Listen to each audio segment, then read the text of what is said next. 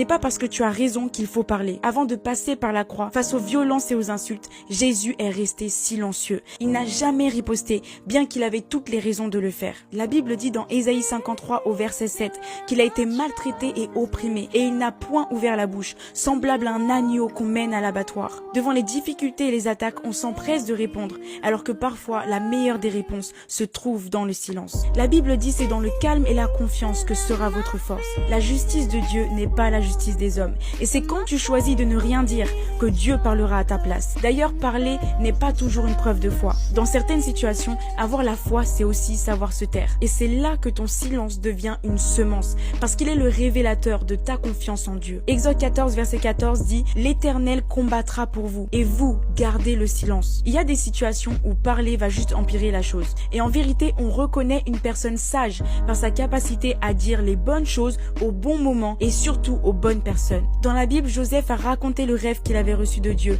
à ses frères qui l'ont détesté et vendu en esclavage. Tout ça parce qu'il s'est adressé aux mauvaises personnes. Tu n'es pas obligé de tout dire à tout le monde. Jésus a dit à ses disciples dans Jean 16 verset 12 « J'ai encore beaucoup de choses à vous dire, mais vous ne pouvez pas les porter maintenant. » Jésus connaissait ses disciples et il savait que ce n'était pas le temps pour eux d'entendre certaines choses. Alors je prie que tu aies la sagesse de Jésus de savoir quand, comment et à qui parler. Sois béni.